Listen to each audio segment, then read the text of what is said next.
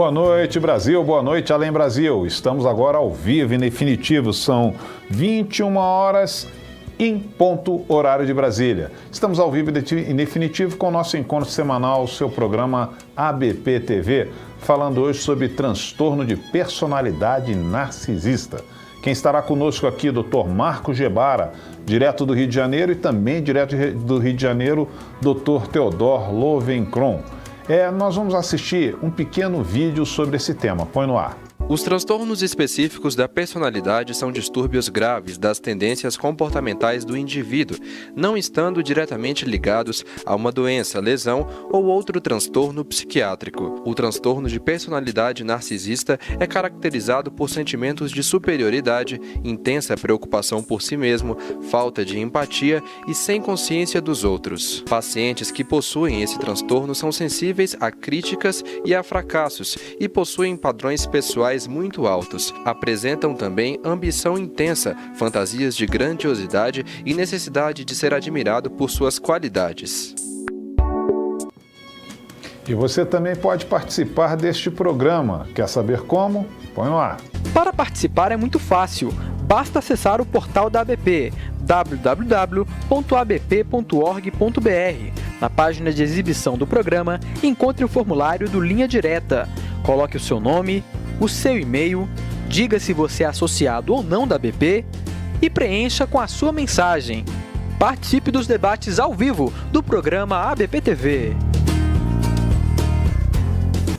É isso aí, participe também fazendo as suas perguntas aqui através dos comentários do Facebook. E já que eu estou falando em Facebook, compartilhe neste momento esta transmissão ao vivo. Compartilhe com aquela pessoa que você acha que se interessa por esse tema super interessante, que é o transtorno de personalidade narcisista. Compartilhe com seu colega, com seu amigo, com seu colega da faculdade, com seu colega de trabalho. É um tema interessantíssimo e eu vou dar meu primeiro boa noite ao Dr. Marcos Gebara, direto do Rio de Janeiro. Boa noite, doutor Marcos. Boa noite, como é que... Tudo bem? Tudo bem. Em nome do nosso presidente, doutor Antônio Geraldo, de toda a equipe da ABP, eu agradeço muito a sua participação voluntária neste nosso programa, mais uma vez, né? Mais uma vez. É sempre uma honra e um prazer para mim. E eu vou lhe passar uma pergunta que já chegou aqui pelo nosso Linha Direta do site da ABP. Desculpe, é da Érica Souza. Ela pergunta: quem sofre com esse transtorno tende a ter uma preocupação excessiva com questões de autoestima?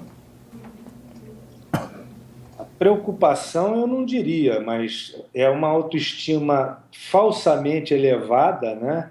Porque o padecente desse transtorno ele está sempre buscando admiração alheia. E quando ele tem essa idealização de que ele é mais do que ele é na realidade, ele está encobrindo uma autoestima baixa por parte dele, aparentemente alta, porém uma autoestima muito baixa, que é compensada com essas fantasias de grandeza, de importância, ou coisas no gênero. Ok, muito obrigado, doutor Marcos. Eu vou dar também meu boa noite a quem está também nos acompanhando aqui. A Lúcia Leandro, Tayane Pontes, Cássia Silva, Raquel Ourix. Muito boa noite, obrigado pela audiência. Eu vou chamar agora também no Rio de Janeiro o Dr. Theodor Lovenkron. Boa noite, doutor Theodor. Boa noite, quero agradecer a você, ao doutor Antônio Geraldo da Silva e toda a equipe da BP e cumprimentar o meu amigo Gebara, que está compartilhando comigo essa tarefa de conversar com os psiquiatras brasileiros a respeito desse tema tão atual, que é o transtorno narcísico de personalidade. Ok, também em nome do nosso presidente, doutor Antônio Geraldo, de toda a equipe da BP, agradeço a sua participação voluntária a essa hora da noite, se dispondo a participar desse bate-papo gostoso aqui com toda a nossa comunidade do Facebook. Doutor, eu vou lhe passar uma pergunta da Catiúcia Ribeiro Leite, do Facebook, que chegou essa pergunta. Ela pergunta: como proceder no ambiente de trabalho com uma pessoa que tem o transtorno de personalidade narcisista?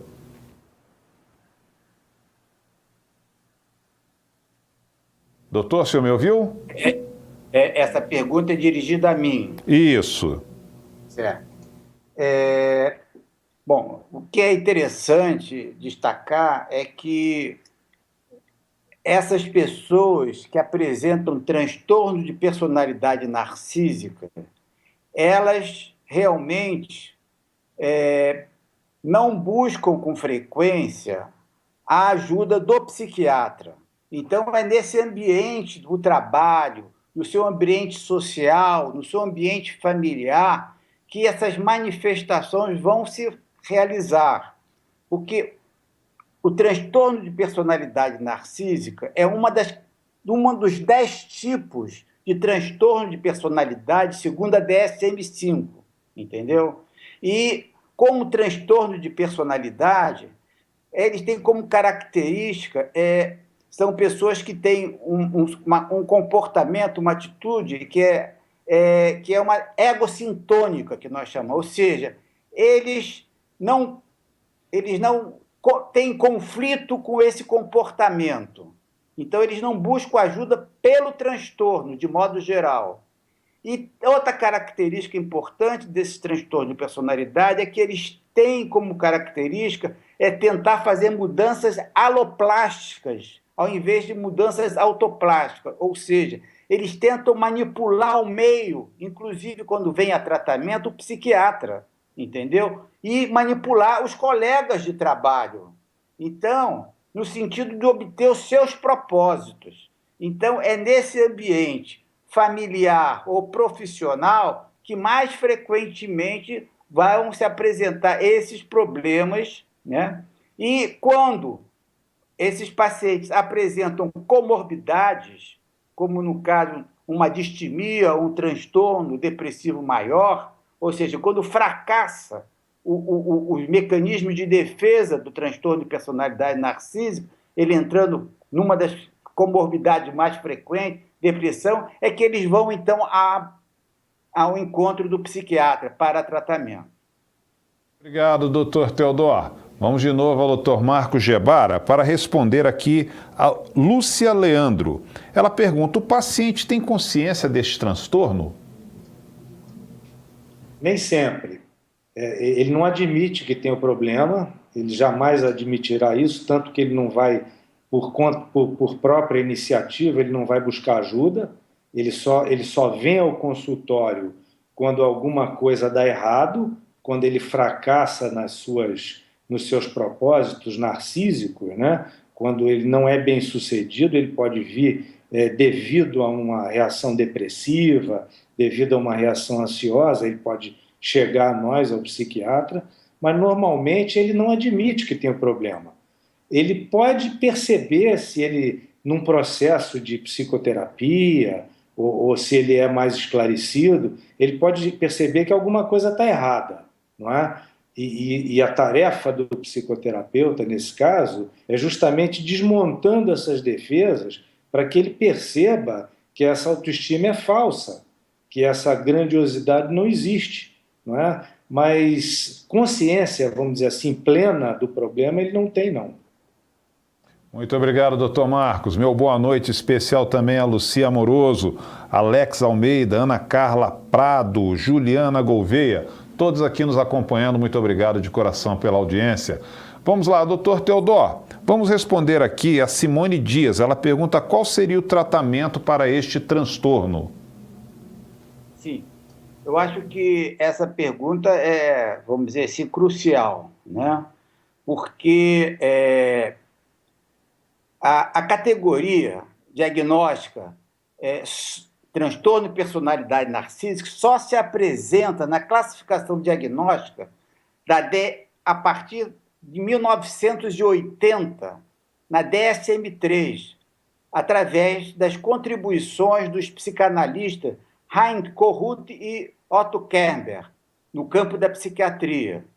E o conceito de narcisismo, que é a denominação transtorno de personalidade narcisista, o conceito de narcisismo entra no campo da psicologia, da psicopatologia, através das investigações de Sigmund Freud. O termo narcisismo surge pela primeira vez em rodapé de 1910, nos 3 ensaios sobre a sexualidade de Freud, trabalho de 1905. Mas foi em 1914 Introdução ao Narcisismo, em que Freud estabelece o conceito de narcisismo. Desse modo, o que a gente vê é que esta categoria diagnóstica é fundamentada nas pesquisas e nos estudos do saber da psicanálise. Logo, a abordagem príncipe dessa categoria é a psicoterapia psicanalítica ou psicodinâmica, como também a psicanálise. A psicoterapia de grupo pode ser combinada com a psicoterapia individual, como um modo de aumentar a eficácia dos resultados terapêuticos. Existe também ainda na literatura psiquiátrica recente algum uso da terapia comportamental e da terapia cognitivo-comportamental para esses transtornos. Entretanto, não se constituem modalidades mais indicadas para as psicoterapias para esse tipo de transtorno. Obrigado, doutor Teodoro. São 21h09, horário de Brasília. Estamos ao vivo aqui, através do Facebook da BP, falando hoje sobre transtorno de personalidade narcisista com 2 especialistas do Rio de Janeiro, Dr. Marcos Gebara e Dr. Teodoro Löwenkron. Eu quero agradecer aqui a participação também da Lúcia Leandro, Alexei Fernandes, Edna Bonfim, meu boa noite especial, e também agradecendo pela audiência. Vamos agora ao Dr. Marcos Gebara para responder aqui ao Matheus Leme. Ele pergunta: quem sofre de transtorno de personalidade narcisista não encara ou mesmo nem sabe que sua conduta não é considerada normal? Não, de forma alguma. Ele se acha até mais normal do que os outros, né? Porque ele tem uma fantasia de que ele é grandioso, de que ele é melhor do que os outros, e ele faz tudo para angariar a admiração alheia. Então, toda a conduta desses indivíduos, ela visa obter essa admiração dos outros, né? Então, ele jamais vai encarar isso, ele nunca vai dizer eu tenho problema e preciso me tratar.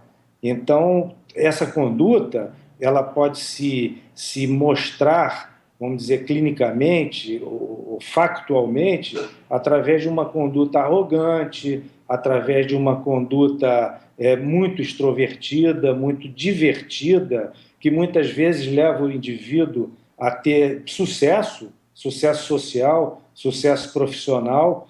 Quando isso não dá certo, aí a ferida narcísica é muito grande e nessas condições ele pode até procurar ajuda, mas admitir que tem um problema ou encarar isso como uma pessoa que está sofrendo por isso, jamais.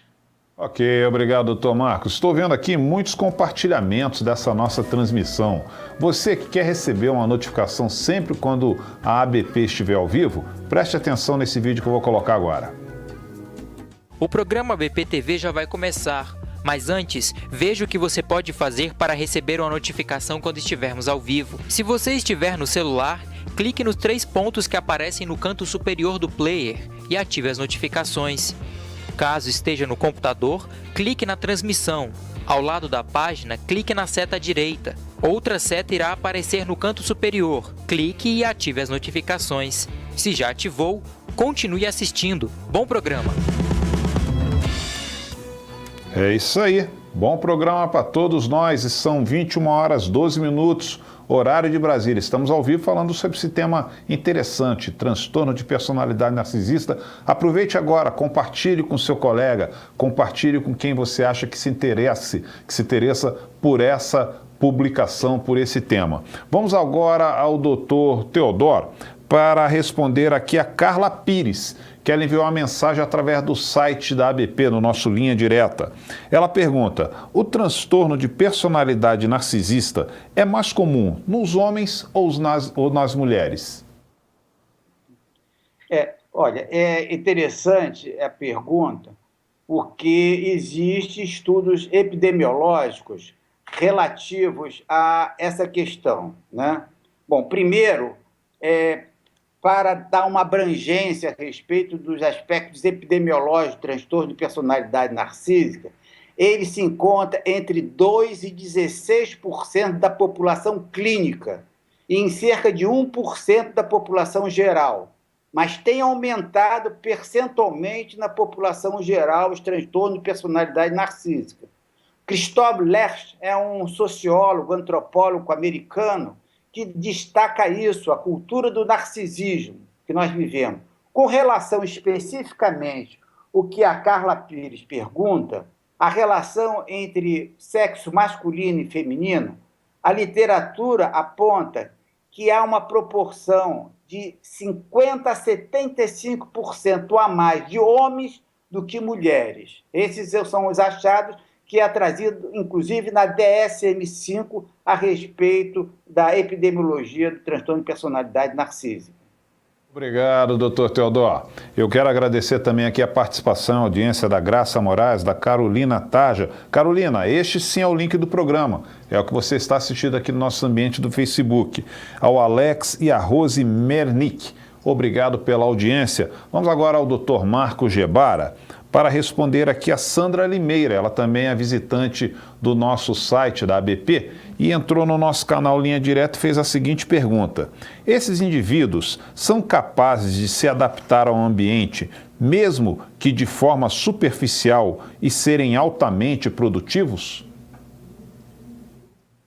Certamente. Isso aí, há uma boa parcela de padecentes desse transtorno de personalidade narcísica que se adaptam perfeitamente. Basta você olhar o nosso contexto político brasileiro, né? Basta você olhar, vamos dizer, o meio artístico, basta você olhar algumas figuras do esporte. Enfim, tem muitas pessoas que são padecentes do transtorno e que são bem-sucedidas. Eu tenho até amigos que com toda certeza são portadores da doença e que convivem perfeitamente na sociedade porque obtêm sucessivamente os seus objetivos satisfeitos. Então, eles são bastante adaptados. Você vê na cultura norte-americana, por exemplo, os narcisistas, vamos falar assim entre aspas, né, são aqueles mais extrovertidos, são pessoas mais comunicativas, são pessoas mais exuberantes. Agora, se nós formos olhar outras culturas, eu estava até conversando isso com o Teodoro aqui previamente ao programa, você vai ver que essas culturas que privilegiam mais ou que prestigiam mais a introversão, você vai ver que o narcisista ele é um modesto, ele é um falso modesto, né? Ele procura ser discreto, ele disfarça a sua grandiosidade através de uma modéstia muito nobre, não é? Que as pessoas elogiam, etc. E essas pessoas também são muito bem sucedidas. Agora, como essas relações que eles estabelecem são relações superficiais, eles não têm empatia pelo outro, eles não estão nem um pouquinho interessados nos sentimentos e nas necessidades alheias, muitas vezes essas relações fracassam, elas só sobram. E aí, quando esse objetivo do narcisista não é atingido, é que ele se desadapta, o transtorno se torna mal adaptativo e, nesse momento, então, ele entra com um comportamento que não se adequa dentro do meio social, profissional, familiar e etc. Muito obrigado, doutor Marcos. Vamos agora ao doutor Teodoro. Vamos continuar no nosso Rio de Janeiro. Doutor Teodoro, vamos responder aqui ao Alex Almeida. Ele pergunta: qual o limite entre narcisismo e transtorno de personalidade psicopática? Uma das características do narcisista é a incapacidade de amar e de se relacionar. Qual o diagnóstico diferencial referente aos traços de ambos os transtornos?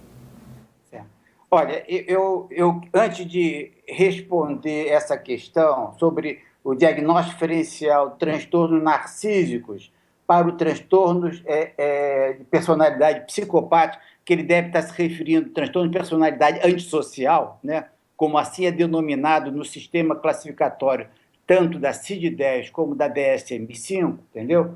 Eu gostaria de dar seguimento ao comentário que o Marcos Gebara trouxe, que eu achei muito interessante, sobre o que nós estávamos conversando no aquecimento antes do programa ao vivo, né?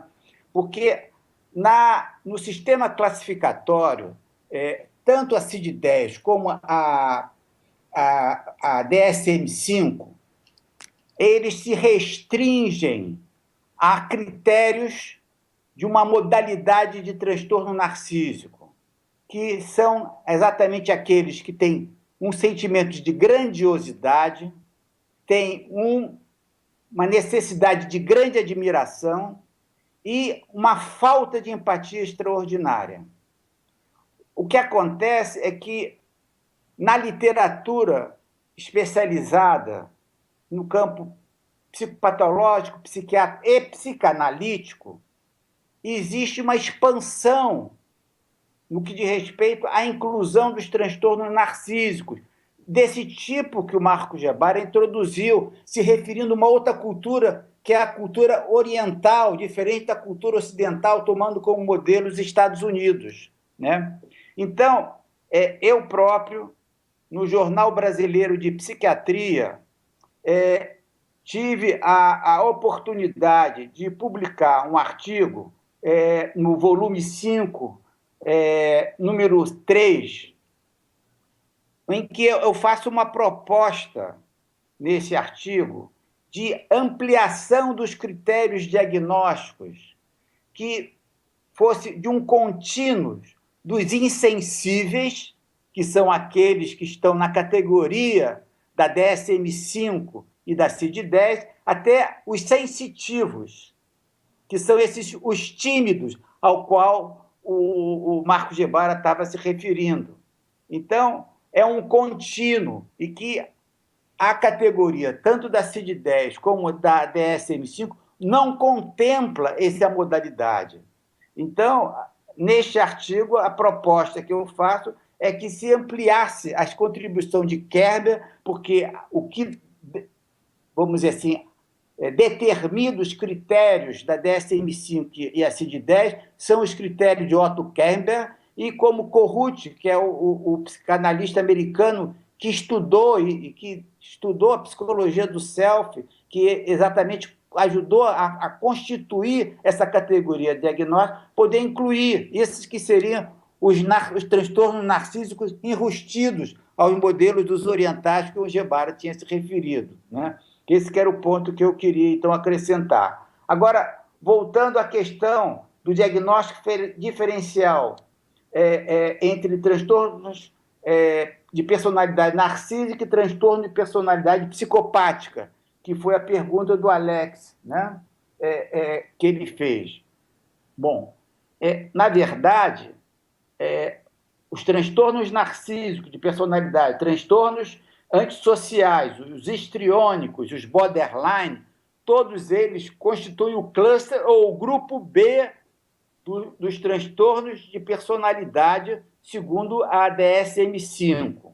Então, muitas vezes é difícil fazer esse diagnóstico diferencial, mas é possível, muitas vezes, fazer essa discriminação, porque os narcisistas, como mencionei, têm a grandiosidade, a necessidade de admiração exagerada, essa falta de empatia.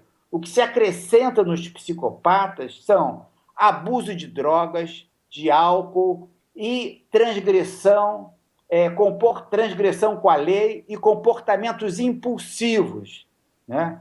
Então, se essas manifestações forem bastante distintas, se poderá, então, fazer o diagnóstico diferencial. Entretanto, na DSM-5, caso as manifestações são muito híbridas, no transtorno narcísico de personalidade e do transtorno de personalidade antissocial, ou como o Alex chamou, psicopático, poderá haver a denominação comorbidade desse transtorno. Ele autoriza e permite que assim seja feito. Ok, muito obrigado, doutor Teodoro. Vamos ao doutor Marcos Gebara, para responder a Camila Souza. Ela pergunta: como reconhecer uma pessoa com este transtorno, doutor Marcos? Não é muito difícil, Camila, porque você vai perceber que aquela pessoa que você suspeita que tenha esse transtorno, ela sempre pensa em si o tempo todo. A visão da vida dessa pessoa ela é egocentrada. Ela só vê o próprio umbigo. Então, é sempre o meu primeiro. Então, ela não tem empatia pelos outros, ela não tem a capacidade de trocar num relacionamento, ela quer tudo para si, e muitas vezes, isso é até um critério diagnóstico, né? Ela explora o outro no relacionamento no intuito de obter os seus propósitos. Então, são pessoas com quem é muito difícil você se relacionar em qualquer âmbito. Quando essa pessoa não depende, vamos dizer, no seu trabalho, na sua atividade, ela não depende de ter que se enquadrar a nenhum tipo de comando ou nenhum tipo de restrição, ela pode até ir bem, mas é uma pessoa que jamais vai aceitar adequadamente a autoridade, ela jamais vai poder se relacionar bem com um chefe, ela jamais pensará em fazer uma concessão para poder manter um relacionamento. Enfim, é aquela pessoa que está sempre colocando as próprias necessidades, os próprios desejos na frente do outro, né, de modo geral, e que não hesita em pisar, em derrubar, em falar mal, em depreciar o outro. Então, são pessoas que cujo convívio é um convívio muito áspero, muito difícil. É muito difícil você conviver com essas pessoas durante algum tempo. Um tempo curto, você até pode achar engraçado, se divertir, etc. Mas se você tem que conviver de médio para longo prazo, é muito espinhoso. Então, reconhecer a pessoa que tem esse transtorno, que padece desse transtorno, não é muito difícil, não. Basta você vai sentir na pele quando você vê que a pessoa é extremamente egocêntrica e que está sempre passando por cima de você. Muito obrigado, doutor Marcos Gebara. Doutor Teodoro, são 21 horas e 25 minutos, nossa audiência aqui está bombando. Inclusive, eu vou usufruir mais um pouco de vocês por conta que o nosso tempo iria acabar, mas até respeitando essa grande audiência, eu vou usufruir mais um pouco do tempo dos doutores. Então, vá, doutor Teodoro, vamos lá responder a Carolina Tárgera. E quando não satisfeitos, quando frustrados, a chance de transtorno depressivo é grande? Sim, sim. A comorbidade mais frequente, a condição que leva um paciente com transtorno narcísico de personalidade ao tratamento é quando as defesas narcísicas fracassam. E aí vai se apresentar exatamente com um quadro depressivo, seja de uma distimia ou de um transtorno depressivo maior, né? É a forma mais comum, né? Quer dizer, isso então acontece, isso daí talvez, na minha experiência clínica, como também na literatura, é uma das formas mais comuns de que esses pacientes vêm. Quer dizer, o transtorno de personalidade narcísica bem-sucedido, esse está fazendo sucesso na sociedade e eles não vêm para atendimento porque eles não vivem um sofrimento para isso, né? Obrigado, doutor Teodoro. Doutor Marcos Gebara, eu vou tentar agora, porque tem muitas perguntas, muita participação, nosso programa realmente hoje está com audiência muito boa, vou tentar então fazer 2 perguntas numa só para o senhor. E ao mesmo tempo você vai atender a nossa visitante, a Flávia Chagas, que pergunta, os transtornos de personalidade possuem tratamento? E também respondendo ao Cássio José, ele pergunta, neste transtorno o sujeito tem uma personalidade onde ele entende que é um ser especial quando comparado a outras pessoas? Sim, eu vou começar a responder de trás para frente, vou responder a última primeiro. Os narcisistas, entre aspas, vamos falar aqui, eles se consideram seres especiais. Eles acham que são muito melhores do que os outros. Eles acham que são muito mais capazes. eles acham que são muito mais talentosos, eles acham que as coisas que eles fazem são de qualidade muito superior e muitas vezes eles não se dão nem ao trabalho de discutir a sua produção ou a sua maneira de ser com os outros, porque eles se acham tão superiores e tão especiais que eles não vão se perder tempo com seres mortais comuns. Agora, voltando lá à primeira pergunta, que é a questão do tratamento, os transtornos de personalidade têm o tratamento muito dificultado, né, pela própria natureza caracteriológica do transtorno. O transtorno de personalidade, de uma forma geral, ele tem a ver com a natureza do indivíduo. O indivíduo é daquela forma, é um modo de ser. Por isso, o tratamento é muito difícil.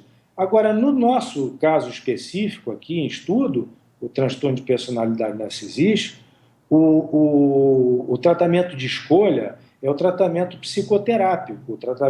As psicoterapias de orientação psicanalítica são as mais indicadas, não é? E tem também muita gente, mais recentemente, defendendo as terapias cognitivo-comportamentais.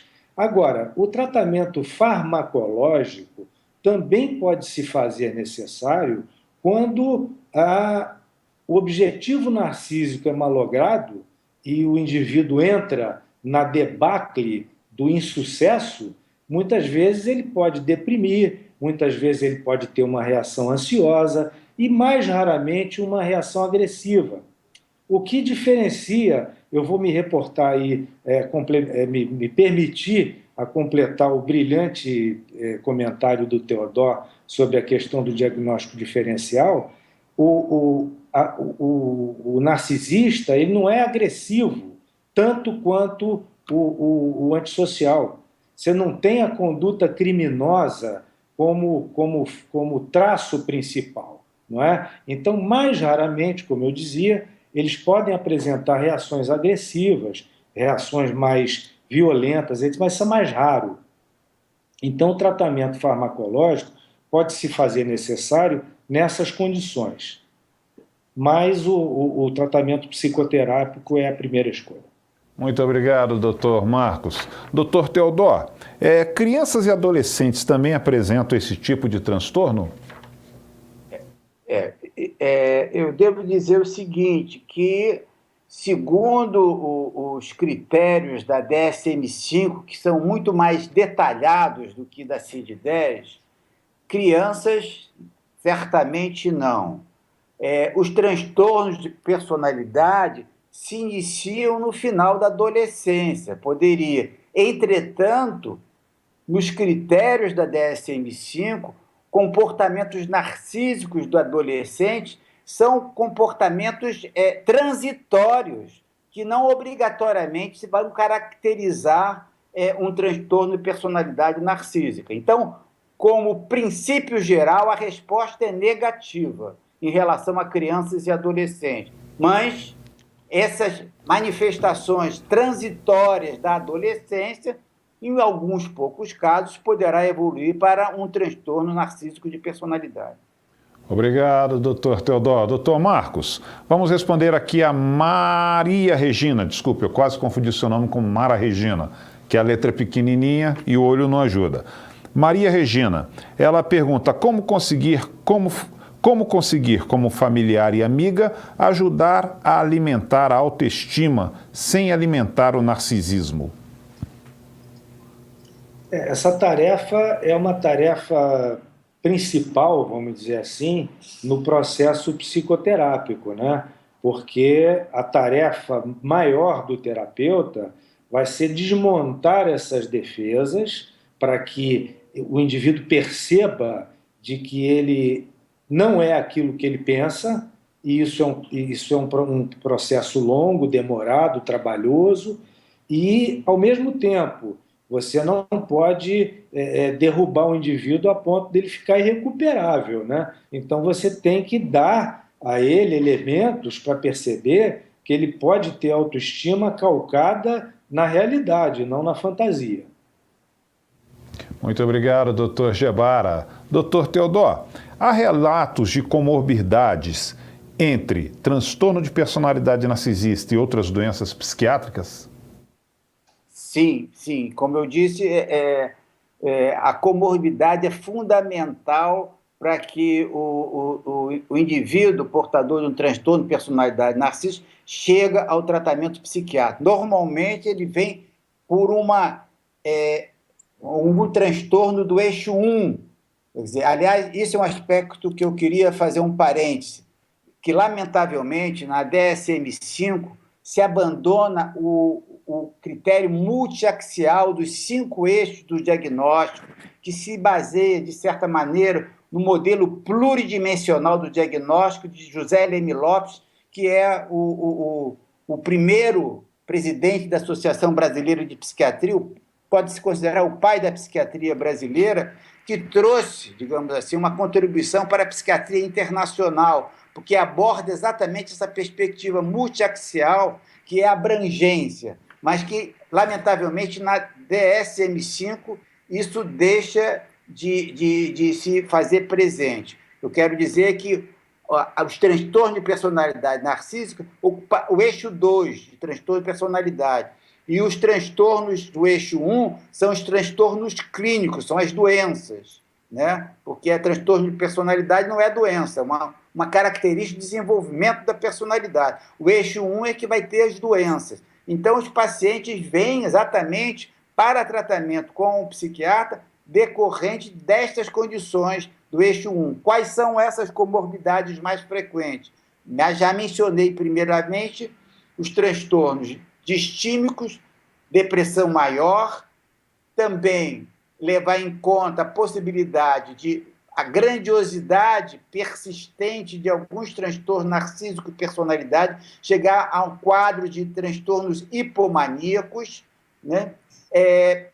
Também pode haver associação com anorexia nervosa por conta dessa tipo de preocupação narcísica, levando aqueles transtornos alimentares como um fator complicador nesses indivíduos, e dependência de drogas, particularmente a cocaína, como um fator facilitador para esse sentimento de grandiosidade desses pacientes.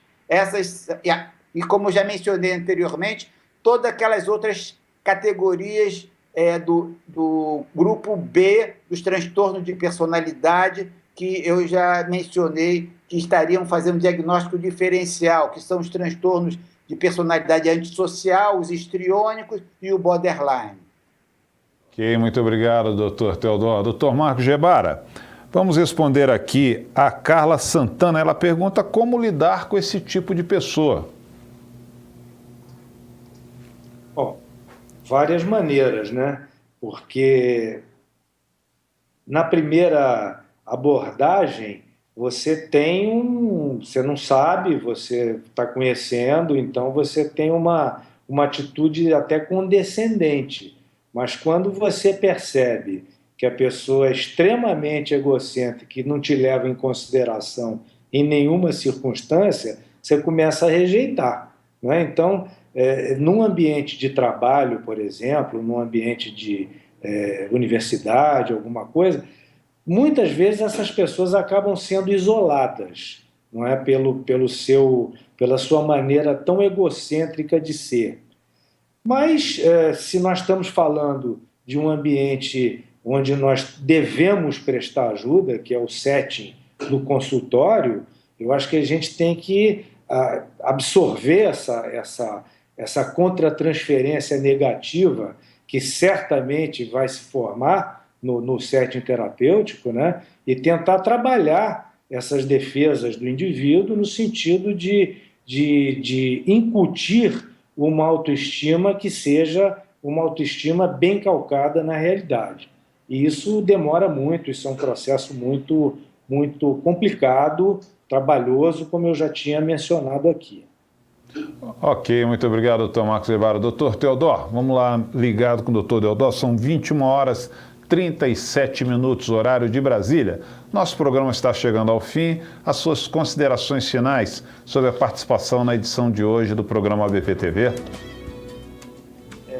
Só queria agradecer a oportunidade de estar participando junto com o meu colega Gebara, que certamente não só pude trocar com a audiência, mas aprender também com os comentários que o Gebara pôde apresentar aqui na ABP TV. Ok, muito obrigado. Doutor Marcos Gebara, suas considerações finais sobre essa participação brilhante de hoje no programa ABP TV. Olha, como eu disse no começo, é sempre uma honra e um prazer participar desse programa da nossa ABP. Ainda mais sendo acompanhado, ombreando aqui o meu amigo Theodore Lovenkron, que é uma autoridade no assunto. Então, na verdade, eu é que aprendo com ele. Entendeu? Então, eu acho que nós fazemos uma boa dupla. E eu queria fazer um último comentário aqui, que transtorno de personalidade, a gente não deve fazer diagnóstico em criança e adolescente, porque a criança e o adolescente são muito polimorfos, né? Eles até tomar forma, até ganhar poder de fogo, eles já estão no final da adolescência. Mas é importante ressaltar que a pessoa já nasce com transtorno. Já nasce com transtorno e ele vai evoluir de uma forma que ele só vai aparecer no final da adolescência ou no início da idade adulta. Mas o indivíduo já nasceu assim. É parte da natureza dele. Então tem que ficar bem claro isso é um modo de ser, isso é um transtorno que ele é caracteriológico, na verdade, né? E a gente tem que saber que ele vai aparecer clinicamente mais tarde, mas que o indivíduo já nasceu com essa natureza distorcida. É isso aí. Despedir de vocês todos e agradecer a audiência também. Muito obrigado. A audiência é muito boa, muitas pessoas falando que o programa está com pouco tempo. Realmente, quando a coisa é boa, o tempo parece que é curto, né? O tema realmente foi interessante. Lembrando também algumas pessoas aqui no Facebook perguntando sobre o nosso tema do próximo programa. Eu lembro que setembro chegou, né? Está chegando, e setembro nós temos o Setembro Amarelo. Então, o mês de setembro todo será sobre esse tema Setembro Amarelo, que é o tema que é o tema de prevenção contra o suicídio. Então, a partir da próxima semana, o nosso tema sempre será voltado ao mês de Setembro Amarelo. Quero agradecer de coração, em nome de toda a equipe da ABP, a participação brilhante do Dr. Marcos Gebara, Dr. Theodore Lovenkron, falei, por essa belíssima participação no programa da ABP TV de hoje, agradecendo muito a equipe de comunicação da ABP que faz com que esse programa chegue até vocês às 21 horas toda segunda-feira, agradecendo a você principalmente que participou aqui, mandando a sua pergunta, fazendo a sua intervenção. Lembrando que nós temos um próximo encontro na segunda-feira que vem, às 21 horas, ao vivo, agora falando sobre prevenção do suicídio, mês de Setembro Amarelo. Até a próxima, semana muito vitoriosa a todos vocês. Tchau, tchau.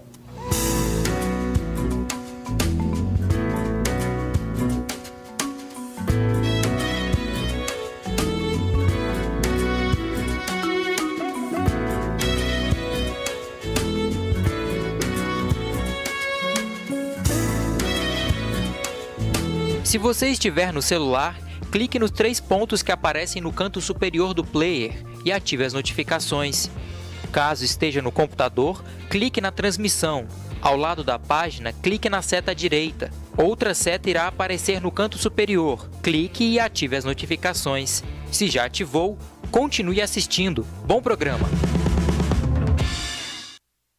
Agora, sempre que o programa ABP TV estiver ao vivo no Facebook, você receberá uma notificação e poderá acompanhar a transmissão. No fim de cada evento, clique em Notificações do Live e ative.